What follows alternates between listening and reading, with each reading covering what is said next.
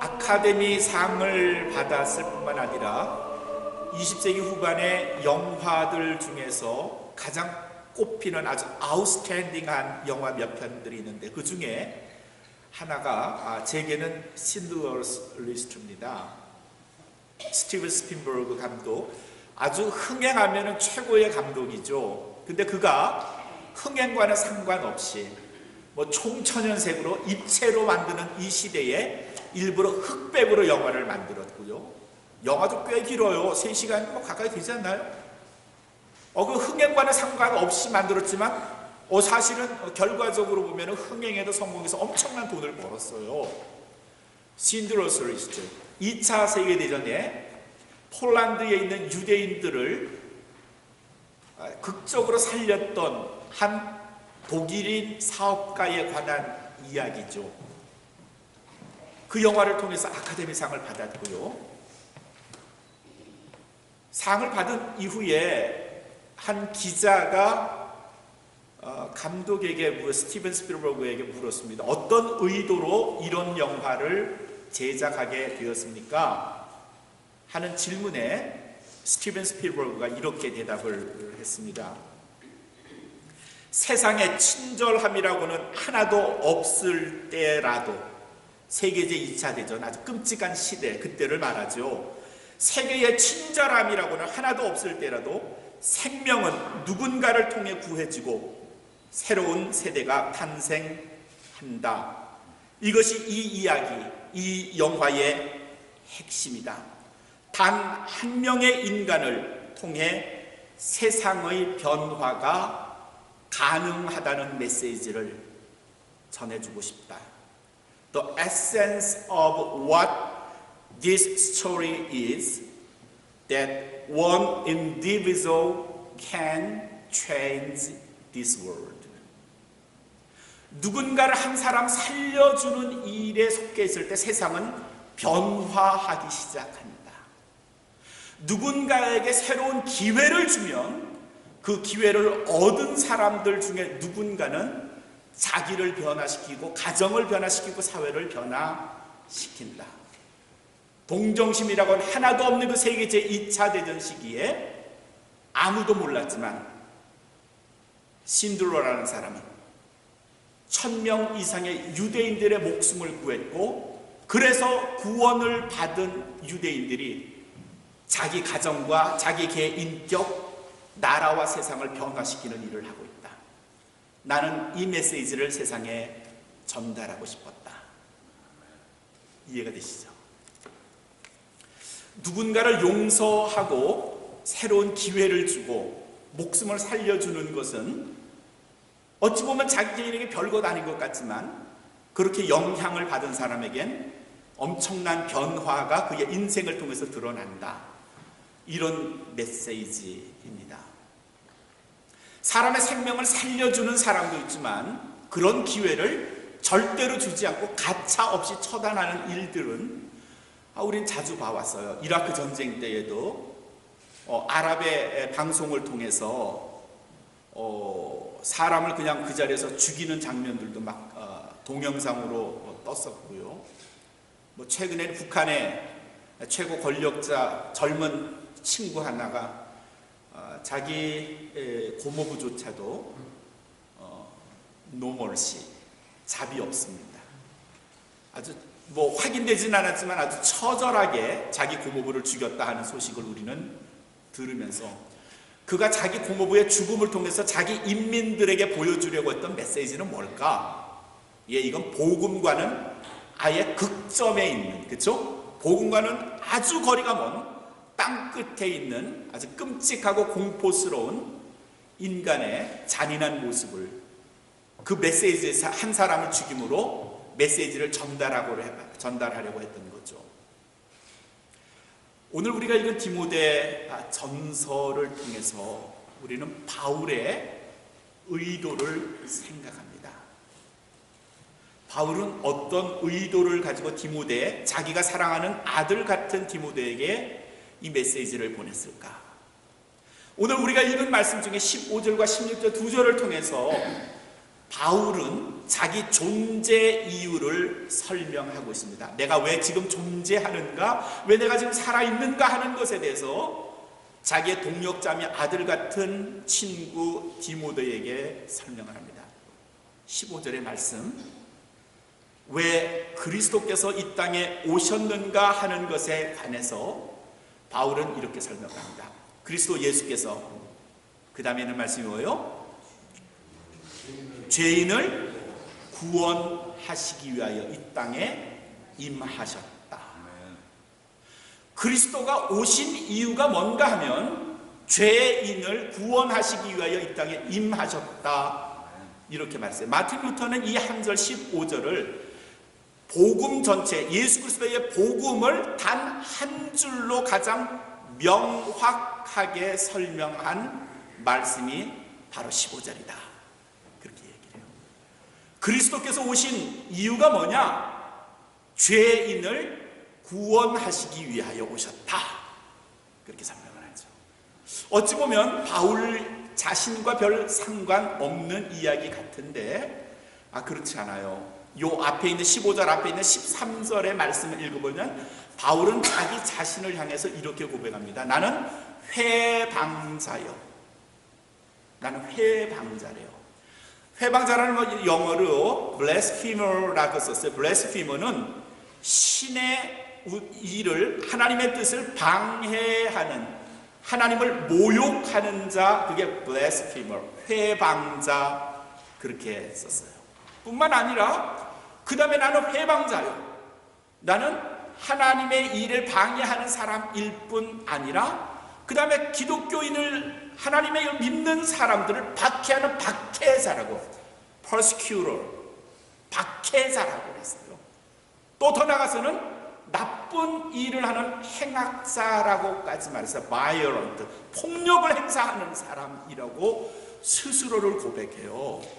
나 바울이 죄가 없는 사람이 아니라 내가 어떤 사람인가 하면서 13절에서 말하기에 나는 회방자요, 박해하는 사람이요, 폭력을 행사하는 사람이고요. 그리고 15절 그 다음에 있는 말씀을 읽어보면 죄인 중에 내가 어떻다? 괴수로다 그랬어요. 죄인 중에 내가 괴수로다. 요 죄인 중에 괴수다 하는 말을 한국말로 세 글자로 딱 줄이면 아주 좋은 말이 있어요. 왕마귀. 그렇죠? 왕마귀. 바울 같은 사람이 왕마귀일 수가 있었을까? 우리 이렇게 생각해요. 바울이 뭐 그렇게 죄인일까? 이런 생각도 해요. 그런데 성경을 좀 읽어보면, 차분하게 사도행전을 읽어보면 바울은 교회를 향하여 그 당시에 이걸 어느 대통령이 얘기했지, 미국에? 악의 축, 북한을 향해서 조지 부시가 그랬나요? 악의 축이라고 말했는데, 이 당시 초대 교회의 사도 바울은 그때의 이름은 바울이 아니고 사울이었죠, 그렇죠? 사울은 초대 교회의 악의 축, 왕마귀였어요. 그가 했던 일이 사도행전에 조금 기록이 되어 있는데 7장 58절에, 7장 전체는 초대교회의 7 집사 중에 한 사람인 스데반이 순교를 당하는 장면이 쭉 기술되어 있는데, 돌에 맞아 죽는 그 스데반 그 현장, 그 박해하는 그 현장에 사울이 거기 있었다. 다른 사람의 이름은 없고 사울의 이름이 있는 걸로 봐서는 사울이 스데반을 죽이는 일에 가담했을 뿐 아니라 주동했던 사람인 것처럼 보여요. 8장으로 넘어가면요, 사도행전 8장 1절에 사울이 그의 죽음을, 스데반의 죽음을 마땅히 여겼더라. 그러니까 이 말은 뭔가 하면 사울 생각에는 저 스데반 저거 죽어 싸지, 잘 죽었어, 네가 하는 걸로 봐서 너 스데반 넌 죽었어야 돼, 그 마음을 품었던 사람이에요. 예루살렘 교회의 기둥인 스데반 집사가 죽으니까 환호하고 박수치고 잘 죽었다고 고소하다고 말했던 사람이 사도 바울이었어요. 8장 3절에 가면요, 이 사울이 한 일이 또 기록이 되어 있는데, 사울이 교회를 핍박했다 하는 말이 그 다음 8장 3절에 또 나와요. 사울이 교회를 아주 못살게 굴었고요, 교회를 어떻게든지 분해하고 해체시키려고 노력했고요, 그 뒤에 있는 말을 사울이 각 집에 들어가서 남녀를 끌어내어 옥에 가두었다 하는 말이 8장 3절에 계속 나와요. 교회를 망가뜨리려 했을 뿐만 아니라 예수를 믿는 신앙인들을 각 집에 방문해서 끌어다가, 정보를 듣고 그 집을 찾아가서 끌어다가 그들을 옥에 가두었다. 무서운 사람이에요.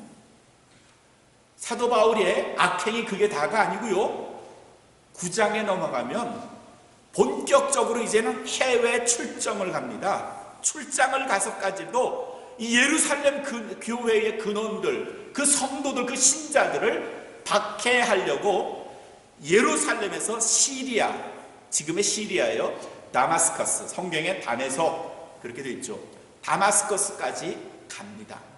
말을 타고 가는지 걸어가는지 몰라요. 어떤 그림엔 사울의 회심하는 그림에 보면은 말이 막 하늘로 솟구치는 것 같고 거기서 떨어져 가지고 눈이 부시고 하늘에 성광이 비치는 그런 그림을 제가 본 적이 있는데, 성경에는 어쨌거나 말을 타고 갔다는 기록은 없어요. 다마스커스로 간 이유는요, 초대교회 예루살렘 교회 교인들이 핍박과 박해를 피해서 다마스커스, 다메섹으로 도망을 갔는데 그 소식을, 정보를 듣고 쫓아간 거예요. 왜 쫓아갔어요? 믿으려고, 천만에 잡아서 옥에 가두려고. 그래서 다마스커스로 쫓아간 겁니다.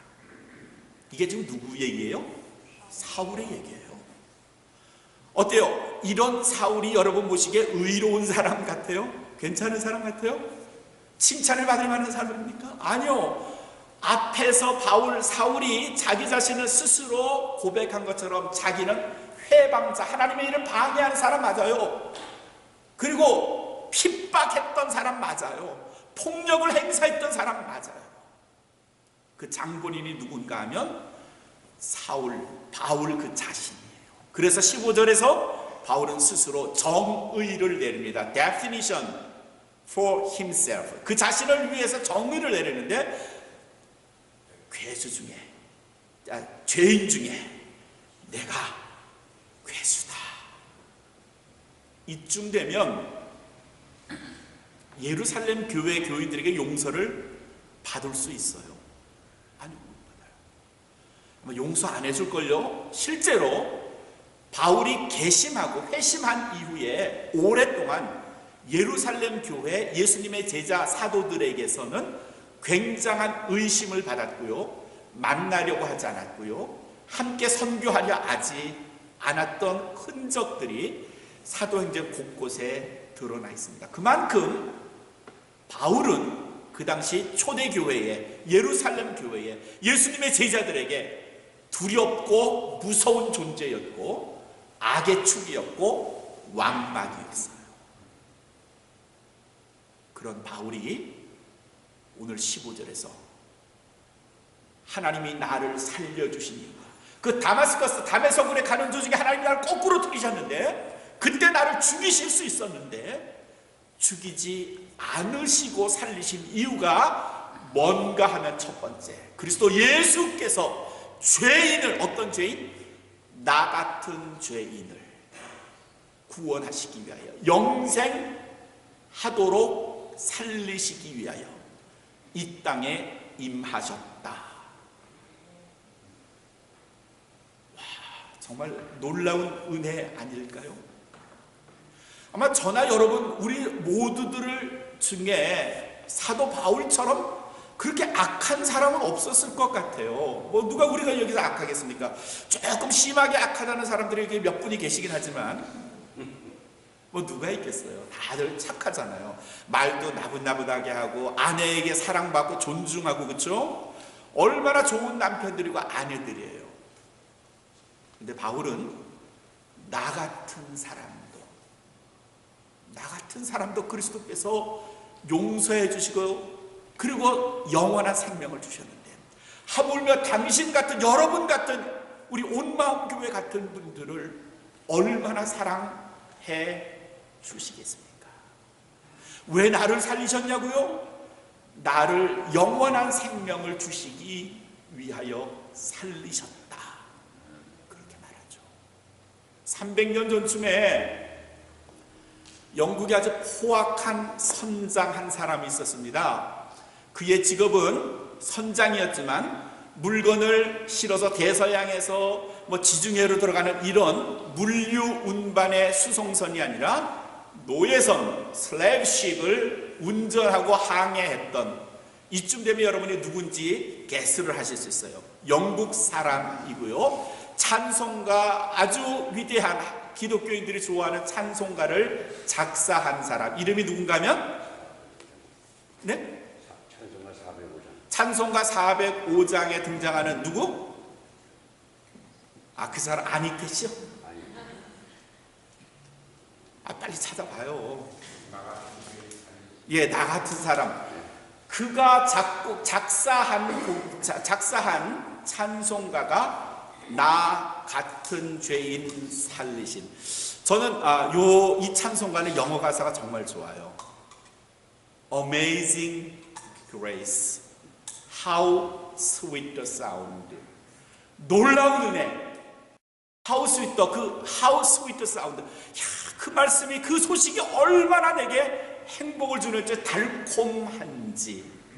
그 다음에 나 말이 That saved a lads like me.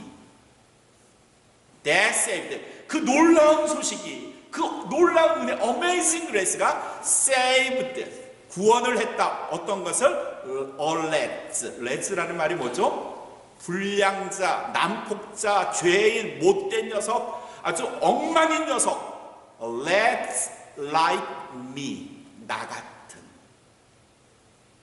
나같이 못된, 나같이 나쁜, 형편없는 이 죄인, 이 사람도 살리신 그 소식, 그 말씀이 How sweet the sound.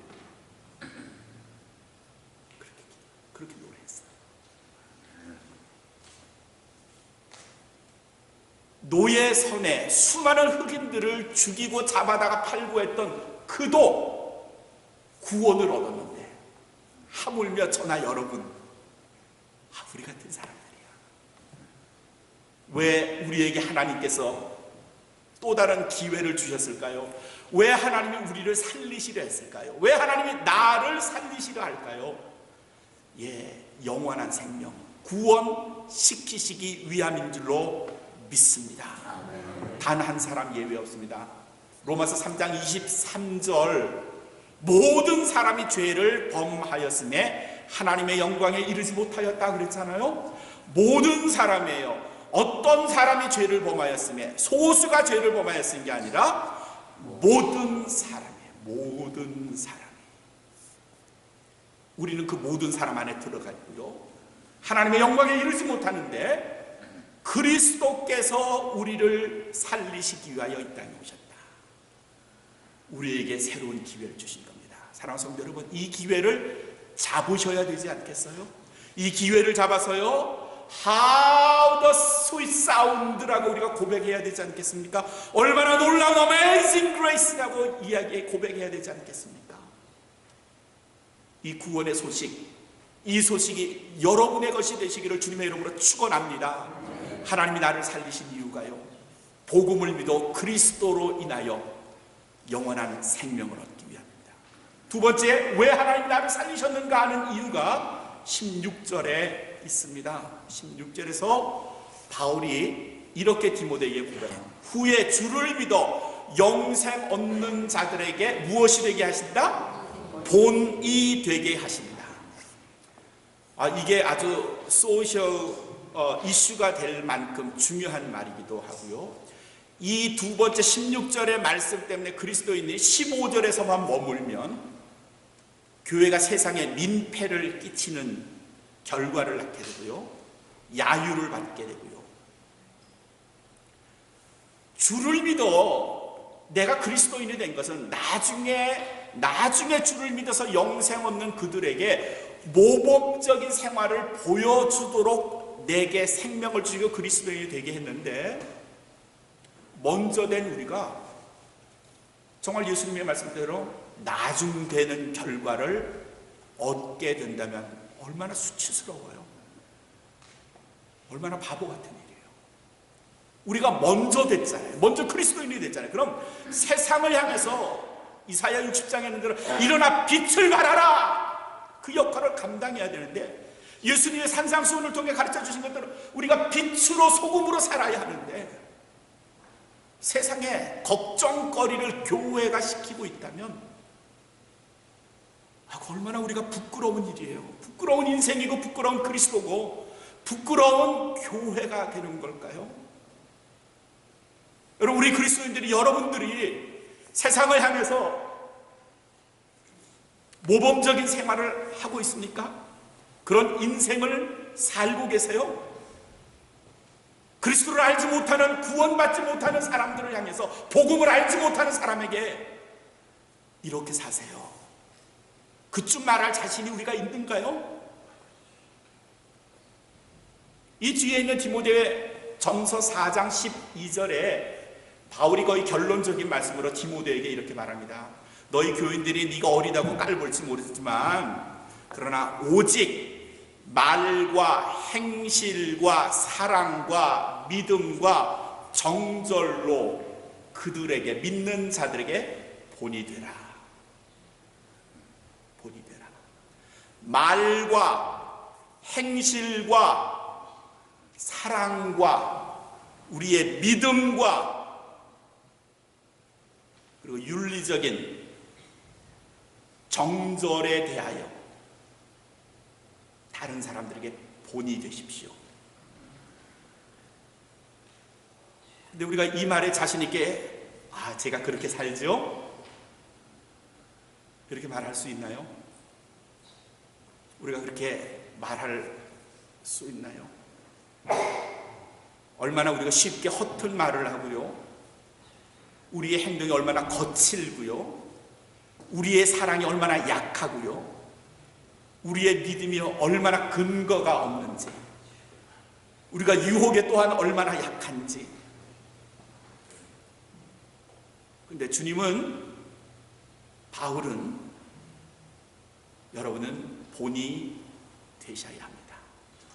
후에 주를 믿어 영생을 얻는 자들에게 본이 되십시오. 예수님, 그분은요, 우리 지난주에 영화 본 것처럼 가늠한 여자 용서해 주셨어요. 그러시면서 우리에게 그렇게 말씀하실 겁니다. 너희도 내가 이 여자를 용서해 준 것처럼 너희도 용서해 줘서 세상에 본이 되라. 헐벗은 자에게 당신이 가진 것을 나누어 주시면서 내가 이들에게 먹을 것을 나누어 주어 준 것처럼 너희도 어려운 사람에게 함께 나누었으면서 세상에 본이 되어라. 제자들의 발을 씻기시면서 내가 너희들의 발을 씻긴 것처럼 너희도 겸손하게 이웃을 섬기는 본이 되라. 자기를 학대하고 채찍질하고 죽이는 자들을 향하여 하나님, 저들은 자신이 하는 일을 알지 못하나이다 라고 말씀하시면서 너희도 원수까지 사랑하고 용서하라. 그들에게 본이 되라. 그러셨잖아요. 제가 언젠가 그렇게 말씀을 드렸어요. 한문의 본이 어떻게 쓰죠? 한문의 본이 십자가예요. 그렇죠? 나무 목자 같이 되죠. 그래, 거기에 사람 인자를 가운데다가 집어넣고 밑에 발 받침 하나를 그려요. 우리 김재선 성도님 정확하게 했어요. 본이 뭐예요?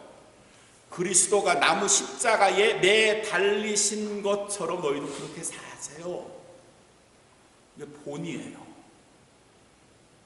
근데 내가 다른 사람에게 나무 십자가에 달린 본이 되는 게 아니라 그를 나무 십자가에 못 박게 하는 데는 우리가 일가견이 있는데,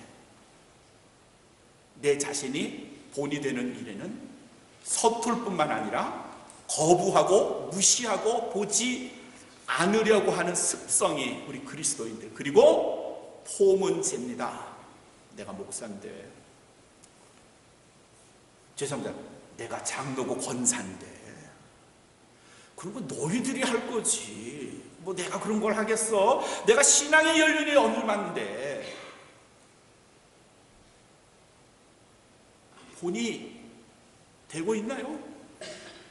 그리스도인들이 세상 사람들에 대해서 본이 되고 있나요? 교회가 세상을 향하여 본이 되고 있나요? 빌립보서 2장 5절에서 바울이 또 우리에게 이렇게 가르쳐 주죠. 그러므로 너희는 이 마음을 본받으라. 곧 그리스도 예수의 마음이니. 너희는 이 마음을 본받으라. 곧 그리스도 예수의 마음이니. 영어 성경이 이렇게 됐습니다. Have the same mindset. mindset이라는 것은 마음가짐. The same mindset as Christ Jesus. 예수 그리스도와 똑같은 마음을 가져라 그런 말이에요. 영어 선생님 김상우 집사님, the same as라는 이 어구가 뭡니까? 비슷하게입니까? similar라는 뜻 아니죠? exactly 똑같아요. 똑같은 거. the same as라는 the same A as B는 B처럼 A도 그런 마음을 가져야 한다. 그런 겁니다. 예수님과 비슷하게 어떤 윤리적 결단, 욕구, 어떤 죄 앞에서 우리는 머뭇거리면서 뭐 예수님이나 그런 거지. 난 예수님은 아니잖아. 그쵸, 뭐 예수님처럼 살려고는 하지만 아유 난 그거 못해. 난 신이 아니잖아. 인간이잖아. 아니요, 성경은 그렇게 말하고 있지 않고요. 그냥 비슷하게라고 말하지 않고 있고요. The same mindset as Christ Jesus. 그렇게 말하고 있어요. 예수님처럼 똑같은 마음가짐을 갖고 사십시오. 그게 본이에요. 그게 본이에요. 얼마나 우리 자신을, 죄송합니다. 저도 여기서 벗어나기가 참 힘들어요. 얼마나 나 자신을 쉽게 우리는 정당화 시킵니까? 그리스도인과 세상 사람들 사이에서 적당히 오고 갑니다. 경계도 없이요, 수도 없이 어떨 때는 자신을 정당화시키기 위해서 세상 사람들처럼 그건 예수님이나 하는 거지, 나 같은 사람이 이렇게도 말하고요. 어떤 때는 또 다른 사람을 향해서 그리스도인은 그렇게 살면 되겠어요 라고도 말하고요.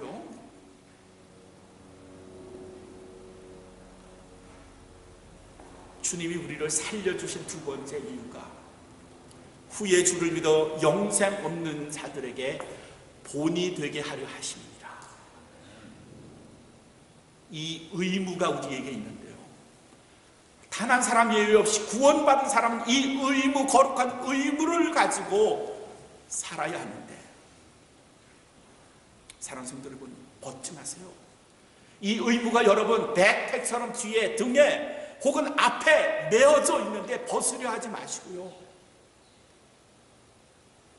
디모데전서 4장 12절에서 말한 것처럼 오직 말과 행실과 사랑과 믿음과 정절에 대하여 믿는 자들에게 본이 되라고 하시는 말씀처럼 말씀하시는 것, 행동하시는 것, 생각하는 마인드셋, 유혹 앞에서 내가 그리스도인인데, 내가 구원받은 사람인데, 내가 세상에 빛이 되어야 되겠다, 소금이 되어야 되겠다, 본이 되어야 되겠다, 이 진지한 마음을 가지고 하루하루를 살아가시기를 주님의 이름으로 축원합니다. 이 말씀, 여러분을 살려주신 이유가 어디에 있는지를 기억하시고, 주님이 내게 생명을 주셨고 영생을 주신 것처럼 나도 다른 사람에게 본이 되는 삶을 살아야 되겠다, 이 결단을 하셔서 말과 행동과 사랑과 믿음과 정절에 많은 사람들에게 영향을